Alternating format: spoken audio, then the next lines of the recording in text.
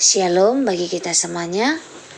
Firman Tuhan untuk kita hari ini dari 1 Timotius pasal 3. Syarat-syarat bagi penilik jemaat. Benarlah perkataan ini. Orang yang menghendaki jabatan penilik jemaat menginginkan pekerjaan yang indah. Karena itu penilik jemaat haruslah seorang yang tak bercatat, suami dari satu istri, dapat menahan diri, bijaksana, sopan, suka memberi tumpangan, cakap mengajar orang. Bukan peminum, bukan pemarah, melainkan peramah, pendamai, bukan hamba uang. Seorang kepala keluarga yang baik disegani dan dihormati oleh anak-anaknya. Jikalau seorang tidak tahu mengepalai keluarganya sendiri, bagaimanakah ia dapat mengurus jemaat Allah? Janganlah ia seorang yang baru bertobat, agar jangan ia menjadi sombong dan kena hukuman iblis. Hendaklah ia juga mempunyai nama baik di luar jemaat, agar jangan ia digugat orang dan jatuh ke dalam jerat iblis. Syarat-syarat bagi diaken.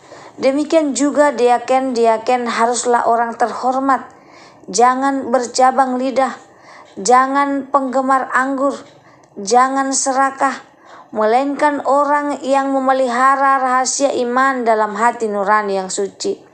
Mereka juga harus diuji dahulu, baru ditetapkan dalam pelayanan itu.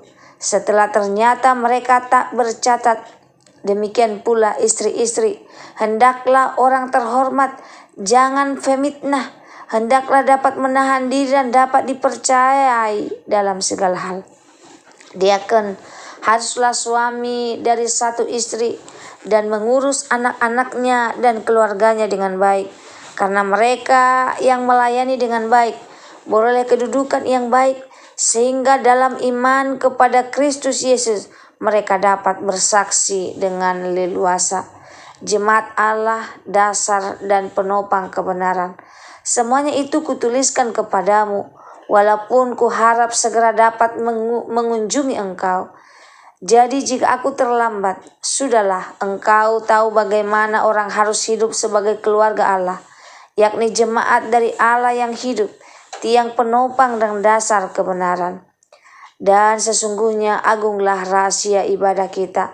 Dia yang telah menyatakan dirinya dalam rupa manusia, dibenarkan dalam roh, yang menempatkan dirinya kepada malaikat-malaikat, diberitakan di antara bangsa-bangsa yang tidak mengenal Allah, yang dipercayai di dalam dunia, diangkat dalam kemuliaan. Shalom bagi kita semuanya. Firman Tuhan untuk kita hari ini dari 1 Timotius pasal 3 ayat 1 sampai 16. Judulnya hidup yang layak dipercaya. Paulus menulis kepada Timotius bukan untuk membahas jabatan tetapi kehidupan. Di bagian ini ia menegaskan satu kebenaran penting. Pelayanan bukan soal posisi tinggi, melainkan karakter yang bisa dipercaya. Sebab jemaat adalah keluarga Allah, dan keluarga hanya kuat jika dipimpin oleh orang-orang yang hidupnya selaras dengan iman. Yang pertama, pelayan dimulai dari kerinduan yang benar. Paulus membuka dengan kalimat tegas. Orang yang menghendaki jabatan penilik jemaat menginginkan pekerjaan yang indah. Kerinduan melayani itu baik. Tuhan tidak anti dengan keinginan memimpin, namun kerinduan yang benar harus disertai kesiapan hidup yang benar.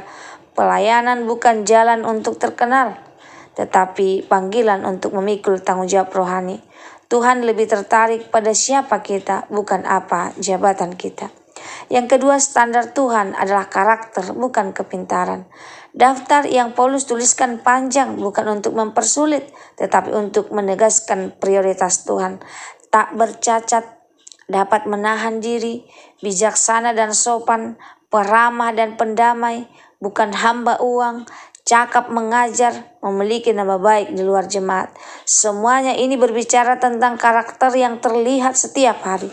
Bukan hanya saat di mimbar, tetapi di rumah, di pasar, di tengah masyarakat. Kesaksian tidak berhenti di gereja. Dunia sedang melihat hidup kita. Yang ketiga, rumah tangga adalah ujian pelayanan pertama. Paulus berkata tegas, jikalau seorang tidak tahu mengepalai keluarganya sendiri, bagaimanakah ia dapat mengurus jemaat? Pelayanan besar tidak pernah menggantikan kesetiaan kecil. Seseorang tidak bisa mengabaikan keluarga lalu berharap pelayanannya berkenan. Keluarga adalah mimbar pertama. Cara kita mengasihi pasangan dan mendidik anak adalah kesaksian iman yang nyata. Yang keempat, pelayanan perlu proses dan kerendahan hati. Paulus mengingatkan janganlah ia seorang yang baru bertobat. Mengapa? Karena pelayanan tanpa kedewasaan bisa melahirkan kesombongan. Iman perlu diuji, karakter perlu dibentuk, hati perlu direndahkan. Tuhan tidak tergesa-gesa mengangkat, ia lebih sabar membentuk.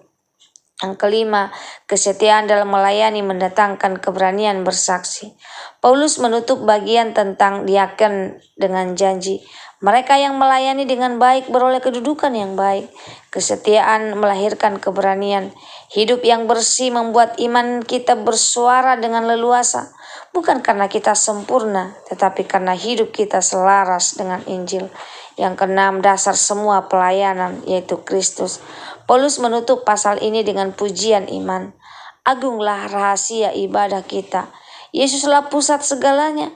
Dia menjadi manusia, dibenarkan oleh Roh, diberitakan ke seluruh dunia, dipercaya dan dimuliakan.